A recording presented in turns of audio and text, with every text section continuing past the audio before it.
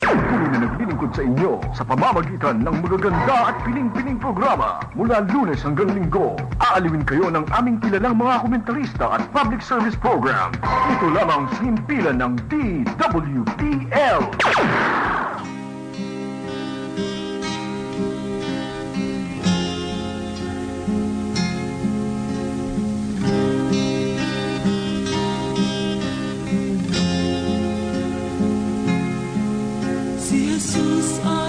Magandang gabi po sa lahat po na nakikinig ng programang Ang Huling Biyaya ng Dahil sa Mga Tapat. Sumainyo ang kapayapaan, Luzon, Visayas at Mindanao, lalo na po ang karating ng Taiwan at gayon din ang sa Dubai at gayon din ang South Korea. Binabati po namin po ang lahat ng mga kapatid namin, lalo na po sa Taiwan. Diyan po ang pamilya po ni Brother Dan Arby at Sister Annalyn Ong at gayon din Sister Lindy at gayon din Sister Jinky at Sister Melissa. Magandang gabi po sa inyong lahat at lalo na po dyan po sa South Korea. Walang iba kundi ating kapatid na Brother Alfred Duca at kasama po si Brother June Alihan. At gayon din sa Dubai, Sister Aurora Flora. Magandang gabi. At gayon din po mga kapatid, kasama po natin ang ating po mga katiwala ng Huling Biyaya at narito po sila ang katiwala ng Huling Biyaya na siyang Jesus Christ Plaque International Gospel God's Ministry. At ngayon po ay pabatiin po natin ang ating kapatid Brother Arnold Ritual. Magandang gabi po. Magandang gabi po, Luzon, Visayas at Mindanao, mga kapatid, suminyo po ang kapayapaan. At narito rin po ang ating kapatid Brother Edwin, ang steward po ng Jesus Christ Fellowship Church of God in the Philippines. Bati po kayo, Brother Edwin. Hello, good evening po sa lahat ng ating mga tagapakinig at taga-subaybay. At especially ngayon po, binabati ko po si Sister Mel Camba na nagdiriwan ng kanyang kaarawan ngayon. Happy birthday. Ayun, bumabati rin tayo dyan sa pamilya Ferrer. Ngayon ay nakikinig. Kaya magandang gabi po, Brother Ramon Ferrer at Sister Vet at ang Rines family, sa lahat ng mga kapatid natin nakikinig.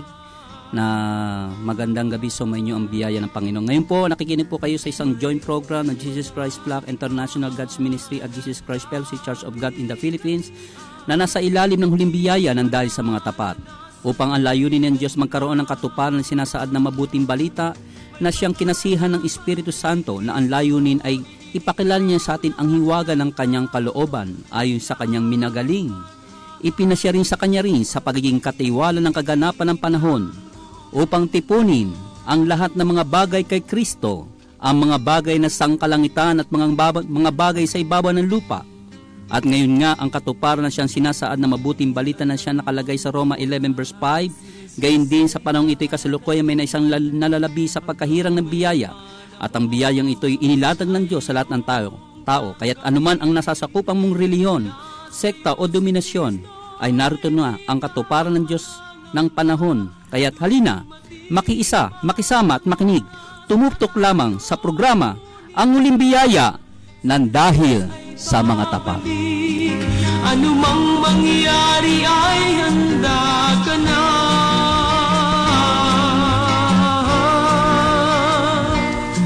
At ngayon po ay meron po tayong dalawang bisita ngayon. Ang kabataan po ng Jesus Christ Plaque International God's Ministry.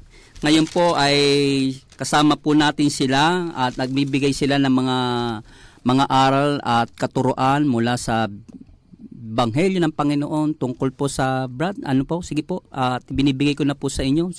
Ito po ang ating kapatid na kasama rin natin sa Huling Biyaya, ang ating kapatid Brother Julius at gayon din si Brother Van. Ayan po. Purihin ng Panginoon at isang mapagpalang gabi po sa lahat ng ating tagapakinig. Luzon, Visayas, Mindanao, lalo tigit po sa mga kapwa naming kabataan na tinawag din sa murang edad na ngayon nakakilala na sa Panginoon at ngayon ay naglilingkod sa Diyos. Muli po narito kami, kasama ko naman po ngayon ay si Brother Van para magbigay din ng ibayong kalakasan sa mga kapwa naming kabataan na sa kabilangan ng murang edad, katulad ng pagkatawag kay Jeremiah, na sabi ng Panginoon kay Jeremiah na bago pa lamang siya inanyuan sa bahay bata ng kanyang ina, ay nakatadhana na siyang tawagin. Kagaya nga, Brother Bud, na alam ko ang ating mga kabataan, lahat tayo nakatadhana ng tawagin ng Panginoon. So, Brother Bud, ito yung nakikita natin ngayon sa mga kabataan, hindi lamang sa atin, lalo tigit sa mga kabataan na mga tinawag din ng Panginoon. Ano yung masasabi mong kaibahan ng isang kabataan na tinawag sa huling biyaya? And Brad, magandang tanong yan. Alam mo Brad, kung titignan natin yung pagkakaiba ng kabataan na hubog sa huling biyaya, titignan natin na mula pa lang sa kanilang kumbaga paglalakad, sa kanilang pagkilos, sa kanilang pakikisalamuha, makikita natin yung pagkakaiba. Una sa lahat, kung matitignan natin na sa mga pag-observe natin, di ba? Ang mga kabataan na bagamat sila Kristiyano na, makikita natin na ang Kristiyanong nakita natin ay sila ay nakakasama pa sa makasalibutan na gawain, sa kalayawan, minsan pa nga sa kalokohan eh. Di ba, Brad? Nangunguna pa minsan. Nangunguna pa minsan. Kaya kung titignan natin, Brad, ngayon based sa experience ko as na tinawag sa huling biyaya, sa pagkatawag sa akin, na nalagay din ako sa mga kalayawan. Pero kung titignan natin, ang paghubog ng Jesus Christ flock, Jesus Christ Fellowship sa mga kabataan ito yung kakaiba yung paghubog kung saan ginaganap ang mga tungkulin na inaatas ng ating Panginoon sa Amen. atin. So hindi lang Brad gaya nga na nakikita natin ngayon dahil karaniwan kasi sa mga kabataan na tinawag ng Panginoon nakakilala sa Diyos, sila yung nagagamit pagdating sa pagkanta. Amen. 'Di ba? May mga talento yung iba sa pagsayaw, may skills. talento ang iba sa pagtugtog. Pero ang kaibahan ng kabataan na tinawag sa Jesus Christ Fellowship, CGP at gayon din sa Jesus Christ Flock na nasa ilalim ng huling biyaya, na ang mga kabataan dito hinuhubog ng Panginoon yung purpose talaga ng pagkatawag sa kanila. Amen. Tama. Dahil alam mo Brad, yung pagkatawag sa atin bilang tayong mga kabataan, hindi lamang kasi tayo tinawag ng Diyos para magkaroon tayo ng kaligtasan. Siya nga. Yan ang number 1 na reason. Pero ang pangalawang reason din, ang pagkatawag sa atin ng Panginoon, ikaw man ay matanda, ikaw man ay bata, ay ang reason ng Panginoon ay gawin kang alagad. Amen. Tama. Kaya nga sabi ng aklat ng Mateo chapter 28 verse 20, na bautismon sila sa pangalan ng Ama, Anak at Espiritu Santo at ituro nyo sa kanila na kanilang ganapin. Anong gaganapin? Yung lahat ng bagay na inuutos ko sa iyo. So ibig sabihin, ang pinaka-reason doon is yung maging isang disciple. Tama yun. Kaya ang kaibahan natin makikita natin dahil sa panahon natin ngayon, ang kabataan ng huling biyaya, namulat na doon sa salitang soul mission. Tama yun. Na hindi lamang napapakinabangan sa loob ng ministry, kundi napapakinabangan din ng Panginoon sa panlabas, sa pagpapalawak ng kanyang ebanghelyo. Na sa murang edad ay makikita natin na kaya na nilang ipagtanggol ang kanilang pananampalataya, kaya na nilang ipangaral si Jesus Christ na dapat tanggapin ng kapwa nating kabataan, hindi lamang kabataan, kundi yung may mga matatanda at lahat ng tao sapagkat lahat tayo nangangailangan kay Kristo. Kaya kumbaga yung punto natin dito Brad, yung pinakapunto natin, nakaibahan natin, ang kabataan natin, nagagamit sila sa soul mission. Katulad nga na magbibigay tayo ng isang program. Example, Brad. Katulad ngayon, itong naranapit na program natin sa May, na ang program natin kasi karaniwan sa mga Christian, meron tinatawag na youth camp. Tama yun. At sa youth camp na yun, ito yung camping. Nakaka-excite yun. Oo, nakaka-excite yan sa mga kabataan. Na maraming mga kabataan minsan, dyan pa nga ang number 1 nagiging active. Tama. Kasi merong mga ganyan, may mga camping na, magkakakilala sila. Parang Marami sila makikilala team kapwa building, team oo. building. Pero ang kaibahan sa atin ngayon, ang kabataan natin, hindi lamang youth camp, merong karuktong youth camp and soul mission. So, ibig sabihin, primary goal. Mayroong goal. Na ang youth camp, hindi lamang doon na magka-camping lang, kundi ang number 1 na purpose is makaani ng kaluluwa. Tama yun. Sa kapwa nating kabataan, andyan yung pangangaral, andyan yung pag-ibanghelyo sa mga kapwa nating kabataan. So sa oras po na ito, marami pa tayo sana Brad, no? Marami pa kaming sana maaari pang idagdag, pero siguro puputulin natin at ibibigay natin ang microphone kay Brother Edgar sa kanyang pagbubuod pa. Ayan po rin po ang Panginoon. Maraming salamat sa ating kapatid, mga kapatid na ito, si ating Brother Van at gayon din sa ating kapatid Brother Julius. Maraming salamat sa inyo sa inyong pakikipagkaisa sa huling biyaya at alam po natin marami rin nakarinig na kakaiba nga po ang ating pong tinatawag na ang pagtatalakay sa mga kabataan at nawa wag kayong magsawa at nawa magbigay kayo ng mga gandang araw lalo na malaki po kahit na ganyan po ang inyong mga konting araw ay sapat na yun para sa lahat ng mga nakakinig ng mga kabataan na ngayon sa gabing ito ay mahikayat natin sila sa daan ng kaligtasan. Puri ng Panginoon. Yan, puri ng. Maraming salamat po. At ngayon po mga kapatid, tatakot tayo sa trivia. Okay, ang tribyang ito ay may isang katanungan tungkol sa kaalaman pang-espiritual na nagbubuhat sa Ebanghelyo ng Kalangitan. Ang sino man unang tumawag makasagot sa tamang tanong ay siyang tatanggap ng biyaya mula sa programang Ang Muling Biyaya ng Dahil sa Mga Tapat. At sila'y tatanggap ngayon. Ang premyo natin ngayon mga kapatid ay Bible. King James Version from Canada. Nako, napakadali po ang mga tanong mga kapatid. Ito po ang tanong natin. Saan ipinanganak si Apostol Pablo? Tawag lang po kayo sa line 1, 631-2646 at line 2, 631-2647. Ulitin natin, saan ipinanganak si Apostol Pablo? Tawag po kayo sa line 1, 631-2646 at sa line 2, 631-2647. Maghihintay po kami para sa biyaya. Tayo sama-sama tumawid ng Hallelujah! Sambahin natin siya, na walang ilan at ilain magpakailanman. At ngayon po, papasok po tayo ngayon sa ating testimony. Ayan, marami talagang mga biyaya na tanggap ang mga anak ng Diyos. Ayun, may tumatawag na. No? So, sige po. Hello. Yes.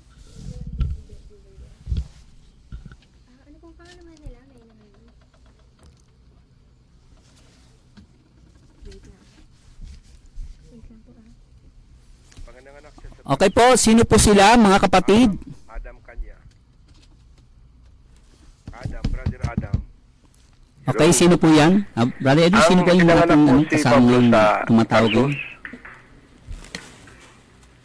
Hello. Hello, Rod. Good evening po. Ano po yung pangalan muna nila? Adam. Brother Adam. Brother Adam. Taga saan po kayo? Dito lang po sa Quezon City. Sa Okay. Tambi Street. Ganun po. Sige. Ano po Tanungin ang po ko ating sa ano? Saan po pinanganak pinanganak si sa Apostol Pablo? Tarsus. Tarsus. Okay. Purihin ng Panginoon. Okay, Tarsus. Okay, purihin ng Diyos. Naway, ay paano ba makukuha yan? So, makukuha po ito sa lugar ng hanapin po ang lugar ng F. Manalo, no? Number 113. Opo. Specialist Building. Yan po. Ayun, makukuha nyo po yan sa kahit na bukas po, Sunday. Opo. Cubao. Salamat po. Opo. Specialist, 113 Specialist Building, F. Manalo Street. Opo. Ayan, Cubao. Opo. Aurora, Salamat Quezon po. City. Yan po. Kunin niyo po alas Opo. 8:30 para sa ganun makarinig rin po kayo ng mabuting Opo. balita. Tarsus po, ano? Ang panganakan ni Pablo, Tarsus. Opo, Tarsus po. Opo. God bless po, sir. Opo. Okay. Pagpalain po kayo ng Panginoon. Salamat po. Ayan. Nako, purihin ng Diyos na buhay. Ako, maraming po salamat sa ating mga kapatid na nag-i-sponsor. Alam niyo po ba, laking biyaya ng Diyos ang inyong ginagawa sapagkat sinasabi ng Panginoon sa talata ng Hebrew chapter 6 verse 6:10 na ang Diyos hindi liko.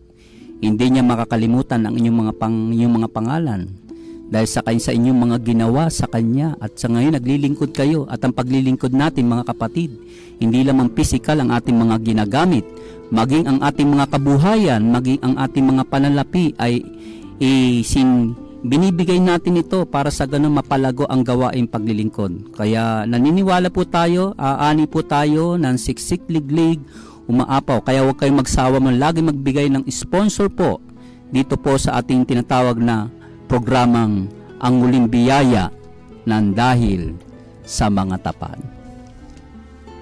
Maraming salamat po dyan, lalo na po sa ating mga kapatid, lalo na po sa ibang bansa. Ayan, walang sawang tumutulong yan ang ating kapatid, lalo na po ang mga kapatid natin na tumutulong nag-aabot para po sa ating pong bayarin ng programang ito. Alam niyo po, ang mga kapatid natin. So, Brother Edwin, marami po nang tumutulong din sa inyo, no? Amen. Napurihin ng Panginoon. Pagpalain po ang lahat ng tumutulong. Kaya kayo po, mga kapatid, kung gusto niyo pagpalain kayo ng Panginoon, huwag po kayo magsawang tumulong. Kaya ang pagtulong nito ay isa pong pag-iipon ng kayamanan sa kalangitan. At ang yamang ito, sigurado kapatid, doon mo madadatnan sa piling ng Panginoon. At ang kayamanang ito ay magsisilbi itong na paglago ng iyong kayamanan diyan, sigurado may bahay ka na. sa kalangitan. Yan, no? So, purihin ng Panginoon at ngayon po ay dadako na po tayo sa tinatawag na testimony. Ayun, testimony. Ang ating pong kapatid, testimony.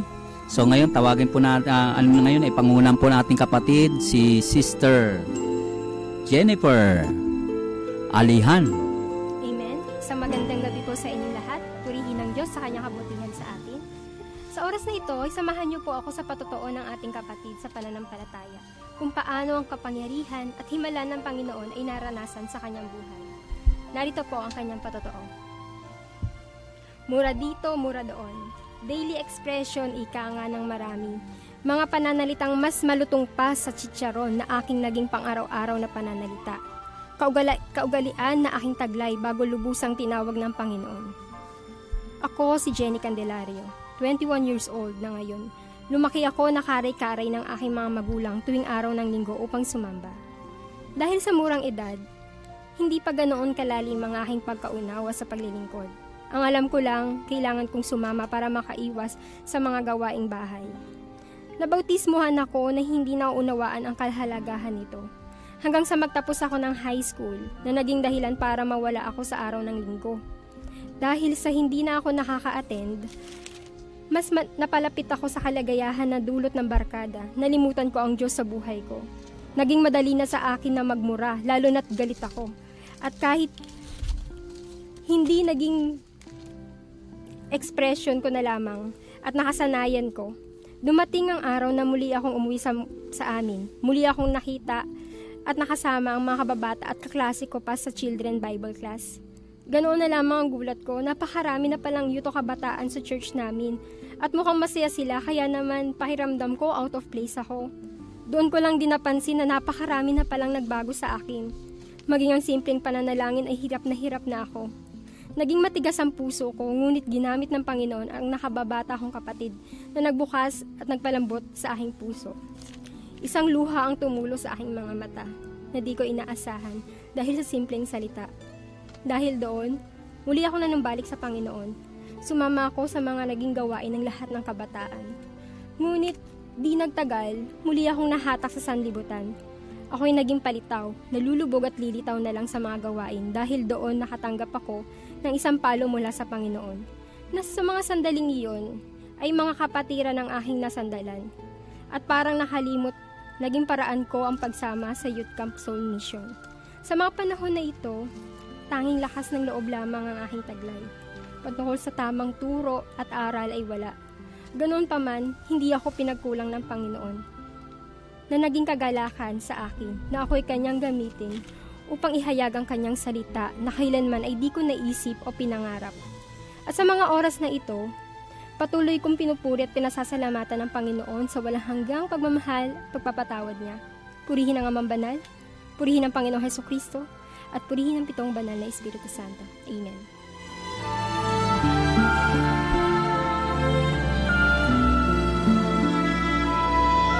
Okay, maraming salamat, Sister Jennifer. Napakaganda naman yung testimony na yan. Sino ba yung testimony? Sister, ano yan, no? Sister Jenny Candelario. Nako, totoo nga po, mga kapatid. Nako, sa buhay talaga ng mga kabataan talaga ay talagang meron tayong mga pinanggalingan, mga ganyan. So, pero ang Diyos naman ay hindi naman na magpaabaya. Palagian naman siyang nandyan, tumatawag.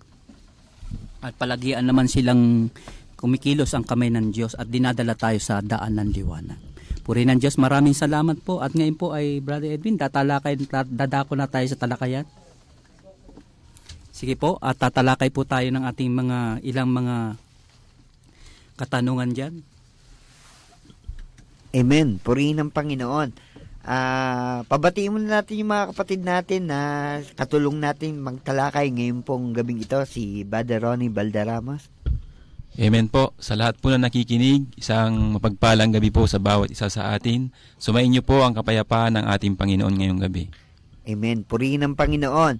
At ganun din po mga kapatid, ngayong gabing ito ay isang magandang talakayan na naman ang ating inihanda ngayong gabing ito para sa lahat. Amen. Na kung saan bad napag-aralan natin ng nakaraang mga linggo yung tungkol sa tinatawag nating major Bible doctrine, yung tungkol sa original Christ and pirated Christ, na kung saan ay natalakay natin yung tinatawag na tungkol sa hidwang pananampalataya at maling pananampalataya. Amen. Kaya napakahirap na kung saan sa modernong panahon ay talagang laganap na yung tinatawag nating religious confusion, sapagkat ang kaaway natin ay talagang walang ginagawa kundi patuloy siyang mandaya at dayain ng tao upang wag sumilang sa kanila ang liwanag ng Ebanghelyo. Opo, at talagang napakaganda yung tinapik natin na programa ng Huling Biyaya dyan sa ating tinatawag na mga doktrina tungkol sa pagkakilala sa Diyos. Alam niyo po, talagang ang mga karamihan ngayong mga tao ay talagang mga nasisinsay. Kaya meron tayong mga nababasang paalala pala si Apostol Paul. Oo, yun. No? Na sabi niya rito, ito po yung nababasa natin na nasabi niya, kaya nga mga minamahal, yamang nalalaman nyo ng una, ang mga bagay na ito ay magsipag-ingat kayo. Baka mga ligaw kayo sa pamamagitan ng kamalian na masasama, ay mga hulog kayo sa inyong mga katsagaan. Yan. So kumbaga sa talagang nagtsatsaga kayo dyan, nagsasakripisyo kayo, baka mamaya pagdating ng Panginoon, yung pala, hindi pala yung kumbaga, walang kabuluhan pala yung kabuluhan yung ginagawa mo. Kasi, sa doktrina talaga ng Panginoon, hindi talaga sila pantay. No, sa doktrina, sa turot aral ng Panginoon na mas dakilang ama kaysa sa kanya, hindi siya talaga yung ama rin, no? Ay, yun ang problema. Ibig sabihin, ako, nagtsatsaga ako dahil akala ko na yung pananampalataya ko at paglilingkod ko ay nasa tamang landasin. Pero hindi ko alam, yung aking pagtsatsaga ay wala palang kabuluhan ito dahil nagtsatsaga ako doon sa tinatawag na hidwang pananampalataya. Yun, papasok sa hidwang pananampalataya. Yan pa yung nakalagay sa talata ng Galatia chapter 5 verse 19 hanggang 20. No? Sabi diyan, ang mga hidwang pananampalataya ay hindi magmamana ng kaharian ng Diyos. Amen. Naku, napatyaga ka ng tyaga diyan, delikado yan pala, no? So dapat alamin natin yung talagang katuruan ng aral ng Panginoon na meron tayong Ama na nasa langit at meron din tayong walang hanggang Ama na sinasabi na makapangyarihan Diyos na nakupo rin sa kanan. Ang mga titulong ito hindi nangangahulugan na porke binanggit ng walang hanggang Ama si Jesus Christ, siya na rin yung Ama. Hindi po, dahil po ang sinasabi ng Biblia na sinugo ng Diyos Ama ang kanyang bugtong na anak. Hindi yung Ama ang sinilang, kundi ang bugtong na anak na si Jesucristo. Ayan. Kaya lang ba, isang malaking katanungan ng dapat nating bigyan pansin dito. Katulad nito, kung ikaw ay naglilingkod sa Panginoon, sasabihin ko, Brother Edgar, sa paglilingkod ko man, naranasan ko yung himala ng Diyos, naranasan ko yung pagpapala ng Diyos. Ibig sabihin, sa paglilingkod ko, nadama ko yung kapangyarihan ng Diyos sa buhay ko. Kumbaga, may mga patotoo ang Diyos sa akin. Ngayon, paano masasabi na ako ay nahulog sa sarili kong katyagaan na kung saan yung pananampalataya ko mali, nararanasan ko naman na pagpalain ako, nararanasan ko naman yung himala ng Panginoon, yung kagalingan ng Panginoon, yung usual thing na nararanasan ng isang taong nasa Panginoon, nararanasan ko naman, tapos sasabihin na mali ako, sasabihin na hindi ang pananampalataya. Kumbaga Brother Edwin, sinasabi mo, kahit mali ang pananampalataya ko, nakakatanggap din naman ako ng biyaya. Alam nyo ang Diyos natin, no, nagpapaulan sa mga ganap at di ganap. Kumbaga nagbibigay liwanag siya sa mga taong mabuti at masama. Yun. Pero mayroong binanggit din sa Biblia. Yung sinasabi mo sa Biblia, may binabanggit tayo na nabasa natin, nakalagay sa Roma chapter 10 verse 2. Ano po ang sabi diyan? Sapagkat sila'y pinatutuhanan ko na may pagmamalasakit sa Diyos, datapwat hindi ayon sa pagkakilala. Ayun pala. Hindi ibig sabihin, naranasan nila yung patotoo ng Diyos, yung pagmamalasakit ng Diyos sa kanila. Kaya lang ang problema, bagat naranasan nila yung patotoo, yung pagmamalasakit ng Diyos, pero sabi nga dito sa talatang ito, hindi naman dun ayon sa pagkakilala. Kaya yung iba, hindi nila talagang lubusang kakilala ang Diyos. At ang alam nilang pagkakilala sa Diyos ay maling-mali sa tunay na tinuturo ng aral ng Panginoon. Amen. Kaya siguro ngayong gabing ito, ipakilala muna natin sa kanila yung tunay na aral ng Diyos sa salita ng Diyos tungkol sa pagkakilala. Opo. Okay, so ngayon dadako po tayo sa pagkakilala para makilala natin lubusan ngayon ang tunay na Diyos.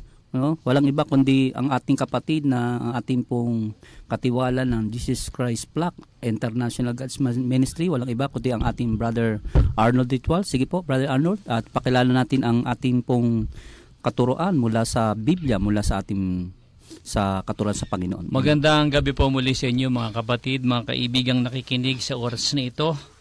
Sumayin niyo po ang kapayapaan ng ating Panginoon.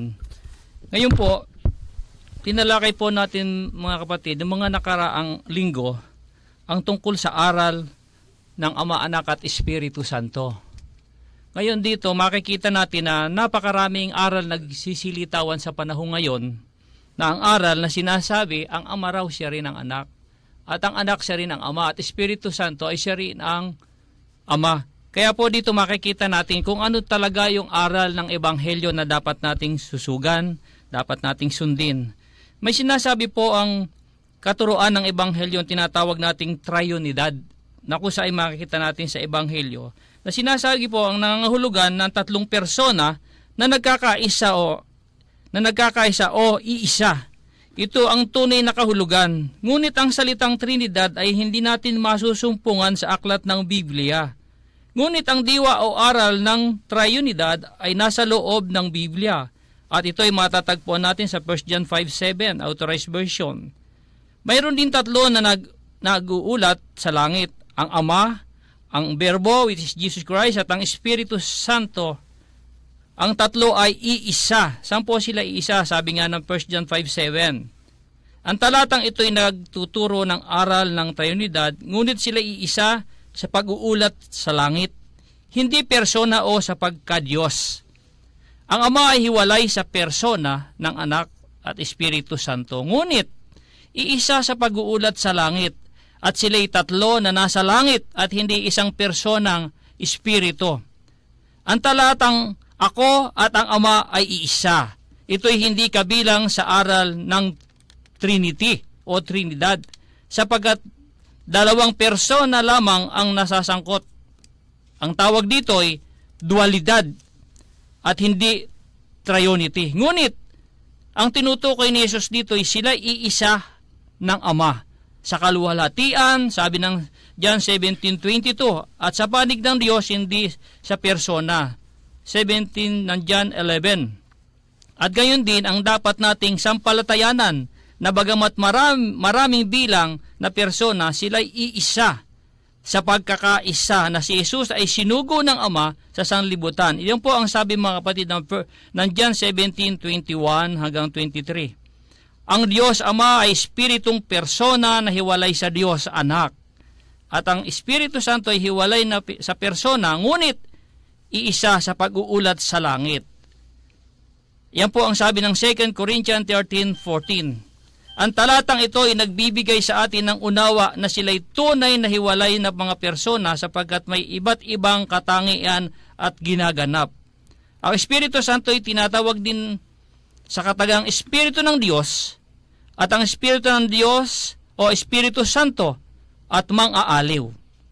Kaya po mga kapatid, yan po isa sa aral ng katotohanan na kung saan matatagpuan natin sa Ebanghelyo ng ating Panginoon. At siguro po, yan lang po muna mga kapatid, at sa susunod ay bigyan pa po natin ng liwanag yan ayon sa Ebanghelyo. Salamat po. Okay, maraming salamat po sa ating kapatid, Brother Arnold. At ngayon po ay... Ayan. Siguro, Brother Ronnie, baka may idadagdag ka doon sa naku. sinabi ni Brother Arnold. Ayan, napakaganda ng ating pag-aaral ngayon. Oo, aral ng pagpapakilala. Amen po. At Okay, sabi sige nga po. dito, ang Espiritu Santo ay tinawag din sa katagang Espiritu ng Diyos. Ang Espiritu ng Diyos o Espiritu Santo at mang-aaliw. At lumitaw sa aklat ng Apokalipsis sa librong pagbunyag ng Espiritu ng Diyos ay hindi isa lamang kundi ito'y 7. Ito po ay matatagpuan sa Apokalipsis 5:6, 4:5, saka 1:4. At ang trabaho ng 7 espiritu ng Diyos ay suguin sa buong lupa at magmanman bilang mata ng Diyos sa daigdig. At ang espiritu ng Diyos o Espiritu Santo ay hindi lamang isa kundi ito'y 7. At ito'y nakatayo sa harapan ng trono ng Diyos Ama. Diyan po yung makikita natin sa Apokalipsis 4:5. Sa makatwid, ang Trinidad ay 3 persona sapagkat ang Espiritu Santo ng Diyos ay 7 at hindi iisa lamang. Sa lumang tipan, hindi ito alam ng marami na 7 pala ang Espiritu ng Diyos, sapagkat kung banggitin ay isahan lamang. Ngunit ang ibinunyag ng aklat ng Apokalipsis, sa bagong tipan, 7 ang Espiritu Santo ng Diyos. At matatagpuan po ito sa Mateo 3:16, Lucas 3:22, at ganoon din po sa Apokalipsis 4:5. Ayun. Kaya po, ngayong gabing ito ay napakaganda sapagkat ipinapakilala natin yung aral ng pagpapakilala na kung saan ay maraming tao na pinatututuhanan ng Diyos, pinagmamalasakitan ng Diyos, pero ang totoo, hindi sila pinatututuhanan at pinagmamalasakitan sa pamamagitan ng pagkakilala. Amen. Amen.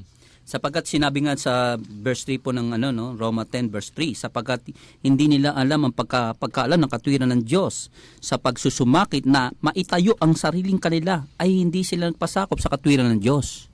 Yung pag namin itatayo, kung pinipilit nila yung Ama, yung Anak at Espiritu Santo, pare-parehas lang yun, tinatayo, nagpupumilit silang gano'n. Hindi nakatwiran ng Panginoon yun.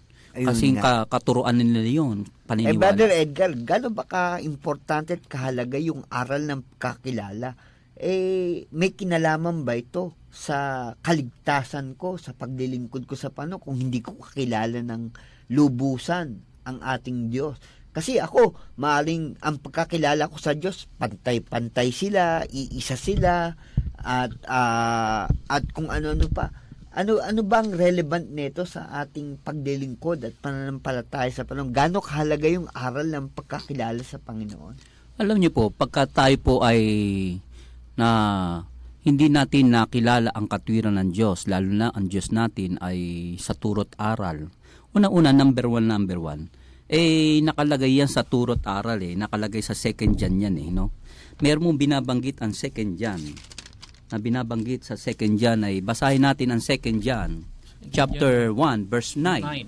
No? Makikita natin doon. Pinagbabawal ng Diyos yun Wagasan talagang hindi ino-honor ng Diyos Sabi rito, ang sino man nagpapatuloy hindi sananahan sa aral ni Kristo.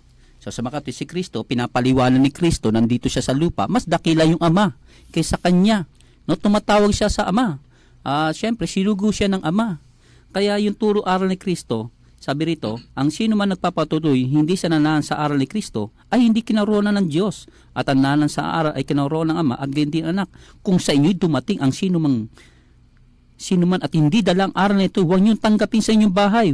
Huwag ninyo siyang batiin, sapagkat bumabati sa kanya ay nararamay sa kanyang masasamang gawa. Yung pala, Brad, yung pag mali pala yung turo at aral tungkol kay Kristo, pagkakilala kay Kristo, sasabihin natin si Kristo yun ang Diyos Ama, kung mali yung aral na yun, ay tawag dito yung masama raw po yun. Kumbaga, hindi ka nananahan sa aral at turo ng Panginoon. Opo. At hindi ka kinaroroonan ng Diyos. Opo. Kaya ngayong gabi ito, napakahalaga na ipakilala natin sa kanila. Katulad ganun sinasabi ni Brother Arnold kanina, hindi natin matatagpuan yung salitang Trinity sa Bible. Amen. Pero makikita natin yung diwa nito sa aral ng Biblia na makikita natin sa sinasabi mo sa authorized version sa 1 John chapter 5 verse 7 that there are 3 that bears record in heaven. Yeah. 'Di ba? Ibig sabihin meron 3. At sino yung 3 yung Brother Arnold? Pakibanggit mo nga uli yung sinasabi doon sa 1 John 5:7. Ang Ama, Anak at Espiritu Santo. Ayun. So makikita natin Ama, Anak, Espiritu Santo, nangangahulugan, makikita natin yung diwa ng 3. Pero pag hinimay-himay natin itong 3 ito, mas maiintindihan natin na itong 3 ito ay hindi iisa, kundi sila ay nagkakaisa. Amen. Na sinasabi nga ng 1 John chapter 5 verse 7, una, nagkakaisa sila sa pagtatala ng mga bagay sa langit. Nagbe-bear record in heaven. Amen. Kumbaga, nagtatala ang Ama, nagtatala ang Anak, at nagtatala din ang Espiritu Santo. Amen. So, ibig sabihin, makikita natin yung merong salitang ako at ang Ama iisa. Akala nung iba na 3 persona sila pero iisang Diyos. Di akala nila isahan na lang lahat yun. Pero ang tunay na unawa ng Biblia doon ay kung saan sila naging isa. Kung saan sila nagkakaisa. Kaya siguro, dagdagan ba natin, saan pa ba sila nagkakaisa, mga kapatid? Unang-una, Nagkakaisa po sila sa layunin. Ayan. At ang layunin ito ay talagang ipinayag sa atin ng Panginoon. Ang sabi sa John 17 verse 21, 23, upang silang lahat ay maging isa, na gaya mo, Ama, sa akin at ako'y sa iyo, na sila naman ay suma sa atin, upang ang sanlibutan ay sumampalataya na ako'y sinugo mo, at ang kalulatian sa akin ibinigay mo ay ibinibigay ko sa kanila, upang sila'y maging isa, na gaya naman natin, iisa. Ako'y sa kanila, ikaw ay sa akin, upang malubos ang pagkakaisa, upang makilala ng salibutan na ikaw ang nagsugo sa akin, at sila'y iyong inibig na gaya ko na inibig mo. Ayun. Kaya, tamang-tama ito, Bad, sa isang kanta muna na patutugtugin natin bago tayo sige magpatuloy. Doon sa layunin ng Ama. Sige po.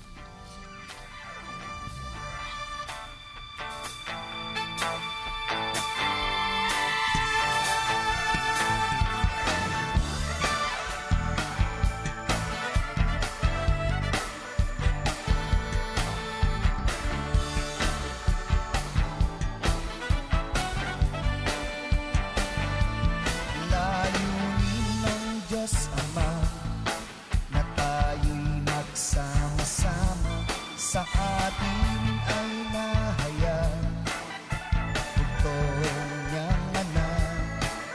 Kalooban ng Diyos Ama ngayon ay nahayag, sa bawat puso natin si Kristo ang inanggap.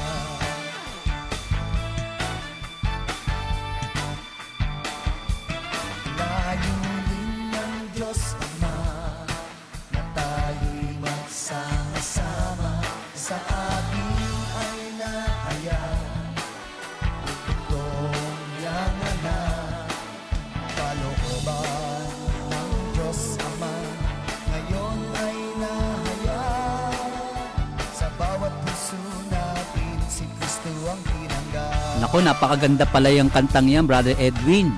Yan po ay exclusive from Jesus Christ Fellowship, no? Ayan. Church of God in the Philippines. Ayan po ang ating pong Doon pala nagkakaisa sa layunin. layunin. Ano yung layunin ng Ama? Na tayo pala ay magsama-sama. Ay, ang sa layunin. ating- O, katulad ng sinasabi ng Ephesians chapter 1. Basahin natin.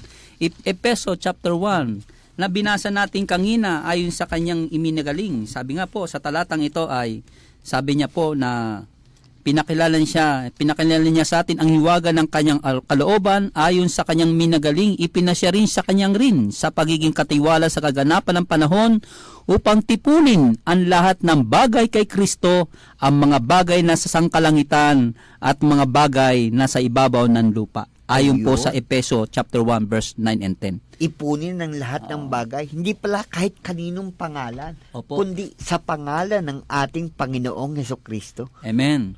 Dahil wala namang ibang pangalan sa silong ng langit ang ibinigay ng nasukat nating ikaliligtas, kundi sinasabi ng Biblia ng Gawa chapter 4 verse 10 and 12 na si Jesucristo po sa kanyang pangalan lamang ay meron tayong kaligtasan. Ayan. Yan po ang binigay ng Siguro Diyos. tanongin pa natin si Brother Ad at si Brother Ronnie, saan pa ba sila iisa o nagkakaisa? Maraming bagay po sila nagkakaisa pagdating sa ating Panginoon. Unang-una, babalikan po natin, gusto kong balikan Brother Edwin, Brother Edgar, itong pag-aanalisa yung pagsusuri sa turong ito. Kasi nga po, ito ang katanungan po kasi kung pantay-pantay nga ba sila sa lahat ng bagay. Kaya po suriin po natin yung mga talata para po ito isang pagpapatunay sa mga nakikinig natin sa gabing ito, lalo na po sa mga may maling aral sa Ebanghelyo na ang mga tao ay nadadala sa pangunawa ng hindi kaayon sa salita ng Diyos. Una, sabi nga po, pantay-pantay nga ba sila sa lahat ng bagay? Tama ba o mali? Ngunit ang Biblia po ang sasagot. Sa kapangyarihan po lang, sinabi ni Jesus, ang Ama ang nagbigay sa kanya ng kapangyarihan. 28:18 ng Mateo. Kaya po maliwanag. Sa kaluwalhatian po, sinabi ni Jesus, binigyan siya ng Ama ng kaluwalhatian, 17:22 ng Tiyan. Kaya maliwanag po. At sa pagkasugo, sinabi rin po ni Jesus na siya sinugo ng Ama. Na kung siya ang Ama, bakit susuguin pa siya kung siya rin lang palang Ama, nakatulad ng turo ng marami? Kaya po, sa kadakilaan, sinabi ni Jesus na ang Ama ay dakila sa Kanya. Maging sa karunungan, sinabi ni Jesus, alam ng Ama, ang alam ng Ama niya na hindi alam ng anak at ng mga anghel, 24:35 ng Mateo. Sa pagtatatag ng kaharian ng Israel, sinabi ni Jesus na ang pagtatatag ng kaharian ng Israel, hindi niya alam kundi ang Ama ang magpapasiya. Gawa sa 6:7. 1:7. Kaya maliwanag po mga kapatid, ang turong ito na sinasabi ng ayon sa Ebanghelyo, hindi tayo po maliligaw mga kaibigan kung ito'y ating lang susundin. Kaya nga po pinag-iingat tayo, ang sabi nga po ng ating Apostol Pedro, mag-ingat tayo sapagkat sa panahong ito ay marami nang maglilitawang mga bulaang propeta at dadalhin tayo sa mga gandang pananalita, talumpati, upang makaakay ng marami. Ngunit ang layunin nito at ang katutunguhan nito kapatid ay kapahamakan. Siguro po ilang salamat po. Okay, Brother Ronnie? Amen. Sa mga tagapakinig po, kailangan nating alamin talaga yung mga bagay na kung saan sila nagkakaisa. Ulitin po natin para malaman po natin yung nagkakaisa sila sa kapangyarihan, nagkakaisa sila sa kaluwalhatian, sa pagkasugo, sa pagkadakila, at sa karunungan. Amen po. Na kailangan po natin na maintindihan kung saan sila nagkakaisa. Amen po. Ang sabi nga sa 2 Peter 1:12, kaya't maging handa akong lagi na ipaalala ko sa inyo ang mga bagay na ito. Amen po. Pinapaalala ni Apostol Pablo yung mga bagay na ito na dapat nating malaman yung katotohanan ito, Brother Edgar. Ayan po. Kaya sila nagkakaisa din naman pag tinanggap mo si Jesus, no? Sapagkat si Jesus ang daan at ang buhay at ang katotohanan, hindi ka makakarating sa Ama kundi sa pamamagitan niya. Amen po. Yun. Dahil si Jesus din naman, sabi niya, iipunin niya ang lahat ng kapamalaan sa ilalim ng kanyang mga paa. Ayon sa 1 Corinthians 15:24 hanggang 28. Pag naipon niya na yan, isusuko niya na ang kaharian. Sino ba yung kaharian? Walang iba kundi yung mga tumanggap kay Kristo bilang Hari at Panginoon, tagapagligtas. At pagkatapos na maipon ni Jesus Christ nating Panginoon, susuko niya yung kaharian sa Ama. Siyempre, ano nang gagawin ni Jesucristo? Siyempre, sa Jesucristo din ay susuko rin sa Ama upang ang Diyos ay sumasa lahat at nasa lahat. Amen. Purihin ang Panginoon. So, ngayong gabing ito, masasabi natin yung tamang pagpapakilala sa Ama, Anak at Espiritu Santo. Iba ang Ama, iba ang Anak, at iba ang Espiritu Santo. Tunay lahat yung binabanggit natin nung una pang tinuturo natin tungkol sa major Bible doctrine na meron lamang isang Diyos. Ano bang ibig sabihin nun? Isa lamang ang Diyos na makapangyarihan sa lahat. At sino yung iisang Diyos na yan? Sabi nga ng 1 Corinthians 8:6, walang iba kundi ang ating Ama. Sino ba yung ating Ama? Walang iba kundi si Yahweh Jehovah. So walang ibang Diyos maliban kay Yahweh Jehovah na makapangyarihan sa lahat. Amen. Pero may binabanggit din ng Bible do sa Isaiah chapter 9 verse 6 na meron pang darating na isang Diyos na tatawagin naman siyang makapangyarihang Diyos. Pero hindi sa lahat. At yun yung binabanggit na anak na walang iba. Sino ba yung anak? Yung bugtong na anak ay walang iba kundi si Jesus Christ. Amen. Bakit din siya tinawag na Diyos? Sapagkat yung salita palang Diyos, Brother Edgar, katulad yung pinapaliwalag natin, ito pala isang uri ng title name. Title name lang yan. Di ba? Kumbaga, ang title name ng Ama ay Diyos Ama, ang pangalan niyan ay Yahweh Jehovah. At yung title name ng Diyos Anak, ang pangalan niyan ay si Jesus Christ. So magkaibang persona yan. Sa hindi isang persona, akala ng iba, siya yung Ama, siya rin yung Anak. Meron pa nga akong mga rilong alam, Brother Edgar, na sabi nila, nung lumang tipan daw, ang tawag daw sa kanya Ama, siya raw yung Ama. Pero pagdating ng bagong tipan, hindi na siya ang ama, siya na yung anak. Di ba? Parang iisa Kumbaga lang. Diyos na nagkatawan sa iba't ibang panahon. Kaya iisa raw Diyos yun. Napakahirap namang intindihin nun. Nung lumang tipan, siya ang ama. Ngayong bagong tipan, siya na ngayon ang anak. At siguro maaari pang nila sabihin na pagkatapos ng anak, siya rin yung Espiritu Santo. Mahirap unawain dahil ang Biblia nagtuturo katulad ba nung binautismuhan si Jesus sa Ilog Jordan. Saan ka lang nakakita? Binabautismuhan ka sa tubig, may nagsasalita sa langit. Ibig sabihin, ikaw rin yung nagsasalita. Baka manglakaroon ng speaker doon. Nasasabihin, ito yung anak na lubos kong kinalulugdan at habang nagsasalita ka, may Holy Spirit na bumababa sa iyo. Yes. Paano mangyayari yun? Sabi nung iba, pwede mangyari yun, Brother Edwin. Bakit? Kasi ang Diyos natin makapangyarihan. Oo nga, makapangyarihan nga ang Diyos, kaya niya nga gawin lahat ng bagay. Pero ang sinasabi ng Biblia, ang Diyos ay kaayusan. Amen. 'Di ba? Hindi pwedeng guluhin niya yung kaayusang inilagay niya. Nagbigay nga siya ng kaayusan sa Bible. Ang ulo ng babae ay ang lalaki at ang ulo ng lalaki ay si Kristo at ang ulo ni Kristo ay Diyos. Ito isang kaayusan di ba? Hierarchy. Ang ulo ng babae, lalaki, ang ulo ng lalaki si Kristo, ang ulo ni Kristo ay ang Diyos. Tapos ngayon yung hierarchy na sisirain niya.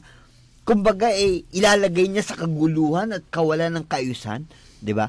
Kaya intindihin naman natin na bagamat magagawa ng Diyos na ang lahat ng bagay, pero lahat ng bagay na ginagawa ng Diyos ay ginagawa niyang mayroong kaayusan. Amen. Kayo ba'y naniniwala doon? Amen. Ano pa masasabi niyo tungkol dito sa pagpapakilala natin sa Ama, sa Anak at Espiritu Santo? Dahil maraming tao pinagmamalasakitan ng Diyos pero hindi sa pagkakilala. Kaya nga masasabi ko, mapalad kayo dahil kayo kakilala ninyo, alam ninyo ang pagka-Diyos ng Ama at ng Anak at ng Espiritu Santo. Amen. Amen. Kaya napakaganda po, Brother Edwin, yung maunawaan po ng lahat ng mga tao na makilala nilang lubusan ang ating pong sinasampalatayan. Dahil ang totoo po niya, baka darating ang panahon kung hindi natin lubusan na makikilala ang Diyos Ama, Anak at Espiritu Santo, baka mamaya kumatok-katok tayo sa pintuan. Hindi na tayo makilala din ng Diyos. Dahil hindi nga siya kinikilala, di ba? Nagtsatsaga ka sa isang paniniwala at pananampalataya na yung pala maglilihis sa'yo. Sabi nga nung aklat ng may binigay na isang aklat sa Bible na akala mo daang matuwid pero ang dulo pala noon ay daan ng kamatayan. Yun po yung sinasabi ng Kawikaan chapter 14 verse 12. May daan tila matuwid sa isang tao, ngunit ang dulo niyan ay mga daan ng kamatayan. Baka doon ka nagtsatsaga, Brad. Akala mo daan mo matuwid pero ang dulo pala noon ay kamatayan. Di ba, Brad? Lalo na po yung sa mga nagtuturo, pinapantay yung Diyos Ama at gayon din, delikado po yun. Kaya sabi niya sa 1 Timothy 4:16, mag-ingat ka sa iyong sarili at sa iyong turo, manatili ka sa mabagay nito sapagkat ang paggawa nito ay yung sarili din ang ililigtas mo, pati ang mga nagsisipakinig sa iyo. Kaya sabi po din ng payo ng Panginoon sa Kawikaan 19:22, magtigil ka anak ko sa pakikinig ng aral na nagliligaw lamang mula pa sa salita ng kaalaman. Ayan po, delikado po yan. Kaya kailangan, upang tayo sa ganun sabi rin po sa Efeso 4:14, upang tayo wag maging mga bata pa nagpapahapay dito't doon at dinadala ang magkakabila ng lahat ng hanging aral sa mamagitan ng mga daya ng mga tao sa katusuhan ayon sa lalang ng kamalian. So, ibig sabihin mga kapatid, napakahalaga ng pagkakilala natin sa Diyos. Malaki ang kinalaman nito sa ating pananampalataya at sa ating kaligtasan bilang mga lingkod ng Panginoon. Amen. Diba? Dahil kung di mo kilala ang ating Diyos, paano mo sasampalatayaan ng Diyos? Kung di mo siya lubos na kakilala at lubos na nauunawaan ang kanyang pagka-Diyos, pagiging Ama at ang pagiging anak ng ating Panginoong Jesucristo at ang tungkol sa banal na Espiritu. Kumbaga, lahat ng ito kailangan maging maliwanag sa ating lahat. Diba? Amen. Brother Ronnie, ano ba masasabi mo pa tungkol dito sa pinag-aaralan natin ngayong gabing ito? Meron ka pa bang maidadagdag sa ating talakaya ngayong gabing ito? Amen po. Ito ito ay talagang nagpapaalala sa atin na kailangan natin maunawaan ang lahat ng ating pinag-aaralan ngayon.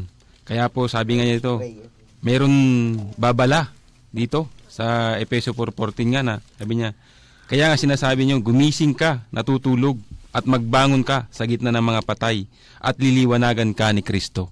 So kailangan nating gumising na. Panahon na, Brother Edwin, para malaman natin talaga yung katotohanan na ito. At dapat din na malaman ng ibang tagapakinig natin ngayong gabi na ang katotohanan ito na siyang magliligtas sa kanilang kinatatayuan ngayon. Ayun, kasi alam mo, Brother Edwin, totoo lang, yung tasking na binigay ng Diyos sa atin sa programang ito sa Huling Biyaya ay napakabigat. Dahil isa sa mga inaatas ng Panginoon sa atin na ipinagkaloob sa atin ng Panginoon ay panumbalikin natin ang katotohanan. Sa katotohanan, amen. Sa sanlibutan. Di ba? Dinaya, no? Ay, dahil pag hindi natin pinunumbalik yan, mangyayari yung sinasabi ng Bible sa Thessalonica na kung saan sabi doon na hindi darating ang araw ng Panginoon hanggat hindi dumarating yung dakilang pagtalikwas sa pananampalataya. Amen. Ibig sabihin, sa huling panahon, marami talagang magkakaroon ng pagtalikwas sa kanilang pananampalataya. At kailangan mangyari ito. Dahil sabi ng Bible, hindi darating ang araw ng Panginoon kapag hindi nangyari ito. Ang nakakatakot, maraming mapapahamak. Para ma-prevent natin yung tinatawag na dakilang pagtalikwas, kailangan ngayon pa lang kumilos na tayo. Amen. Sumigaw na tayo at mangaral na tayo ng pagpapakilala sa tunay na diwa ng aral ng Panginoon. Amen. 'Di ba? Kaya nga tinawag itong huling biyaya para sa mga tapat. Dahil sa mga tapat kasi last chance na 'to, brad. Opo. Pag ito po'y lumampas na, wala nang kasunod pa. Wala nang kasunod yan sa mga hentil, no? At lilipat na ang Panginoon. Pagbalik ng Panginoon, doon naman siya nakatutok sa mga kumbaga, sa naglalaro ng marunong maglaro ng mga sugal-sugal, last card na to. Oo. Wala ka nang bubunutin. Ito na yung huling baraha mo. Ito na yung tinatawag na huling biyaya ang ating Panginoong Jesucristo. Kung sa huling biyayang yan, magogoyo ka pa, madadaya ka pa, wala na. Boljak na.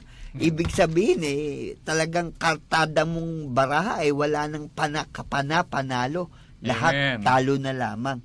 Kaya ngayong gabing ito, napakahalaga po ng programang ito na kung saan ay narito tayo para ganapin natin yung pinagagawa ng Panginoon na tungkulin na panumbalikin natin sa katotohanan ng sanlibutan. Amen. Na kung sino man ang nalilihis ng mga bagay tungkol sa aral at turo ng Panginoon, ay ituro natin sa kanila yan dahil mahal natin sila. Amen. Ayaw natin na sila ay maging walang kabuluhan ng kanilang pananampalataya. Katulad nga nung sinasabi mo, baka mahulog sila sa kanilang sariling katyagaan. Yung tiyaga dyan, nananatili pa sila dyan, hanggang sila ay nangamatay dyan. Ako, delikado sila sa mali pala yung kanilang pagkakilala sa Panginoon. Kailangan kumilos na tayo dahil ginagawa lahat ng kaaway, ang lahat ng paraan para ibig sabihin ang tao ay wag makakilala ng liwanag ng ebanghelyo ng Panginoon. Kaya kita mo, no, si Jesus Christ, no, hindi niya pinantay ang kanyang sarili, no, bilang Diyos, no, hinubad niya ito, nag-anyong alipin. Pero sa Biblia naman ng Isaias, may pinapantay naman yung masamang espiritu, pinapantay niya yung kanyang sarili sa Diyos. Naku, napakadelikado ito, no? So sa mga tuwid, mayroong mga manggagawa na kumikilos ngayon na pinipilit si Jesus ipantay. Alam niyo naman, ang masamang espiritu ang pumapantay si Lucifer, di ba? Pinapantay niya ang kanyang sarili sa Diyos. Yung aral na turo ni Lucifer na ito ay talagang nabubunyag ngayon sa tao na pinapantay rin si Jesus sa Ama delikado po yun. Kaya tayo, nalilis tayo ng landas. Kung dadatnan tayo ng ganyang katuruan na nasa puso natin at tayo namatay, inabot tayo ng Panginoon, ay sa katyagaan natin, baka mahulog tayo. Hindi tayo tanggapin ng Panginoon dahil nga hidwang pananampalataya. Alam mo ba, napakahirap nating intindihin yung sabihin natin pantay-pantay. Tayo ngang nilalang ng Panginoon. Tignan mo, daliri mo sa kamay. Pantay-pantay ba yan? Makikita mo nga, hindi nga pantay-pantay yan. Amen. Di ba? Kaya malabo yung sinasabi nating pagkakapantay-pantay dahil tama yung sinasabi mo, isa lang ang nais pumantay. Walang iba, kundi si Satanas o si Lucifer. Amen. Amen. Purihin Amen. ang Panginoon. Yan. So, ngayong gabing ito, talagang napakilala natin ng gusto sa kanila yung tungkol sa pagkakilala sa Ama, Anak at Espiritu Santo. Alam mo, Brother Edgar, excited ako dahil next week, month of April, nakapokus naman tayo sa ating pag-aaral tungkol sa relationship with the Holy Spirit. Amen. Kaya Ganda maganda yan. yung talakayan natin. Amen. Developing our relationship to the Holy Spirit of God. Kaya abangan nyo po yan mga kapatid. Huwag ko kayong magsawang sumubaybay at makinig sa programang Ang Huling Biyaya ng Dahil sa Mga Tapat. Amen. Purihin ang Panginoon.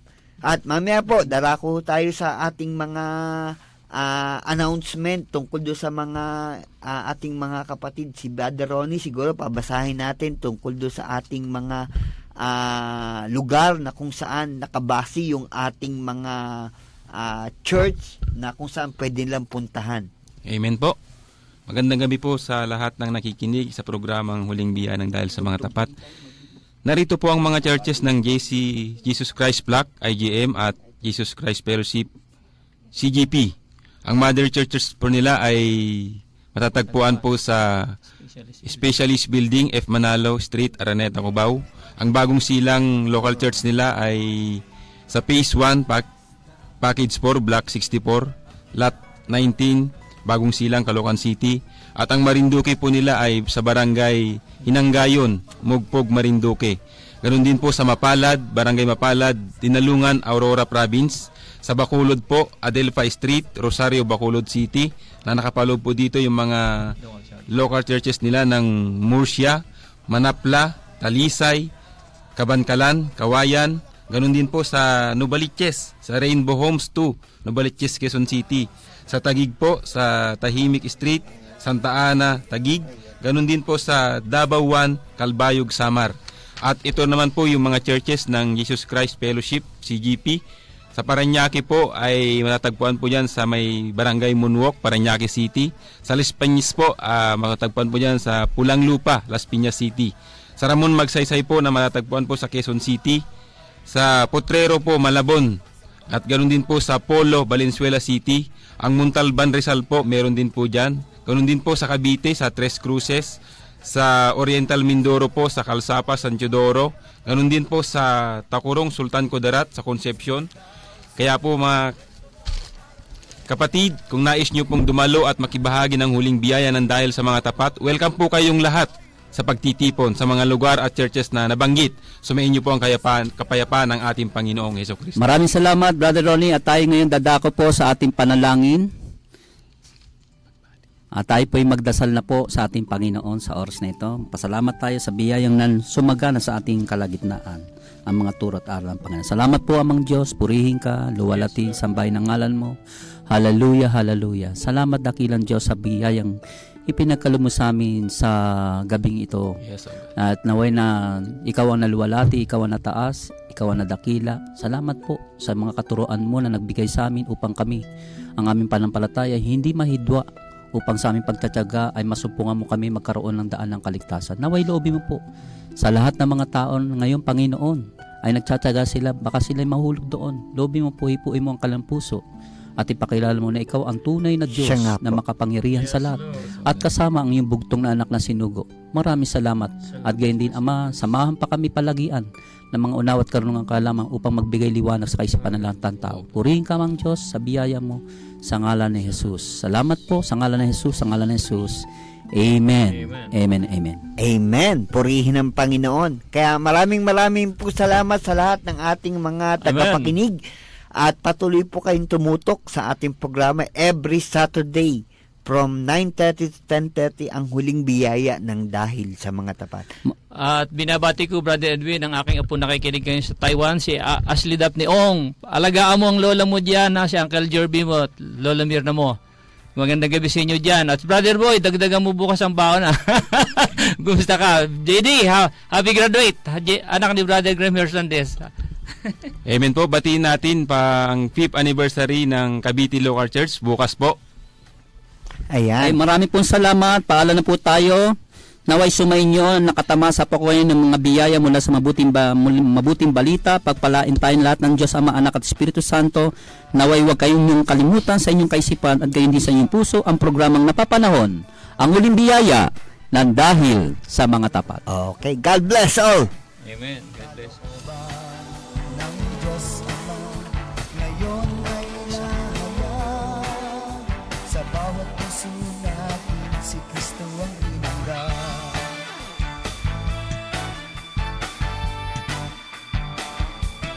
Layunin ng Diyos Ama, na tayo'y magsama-sama, sa ating ay nahayag. Itong yanganak, kalooban ng Diyos Ama, ngayon ay nahayag. Sa bawat puso natin, si Kristo ang tinangga. Jesus Christ Fellowship,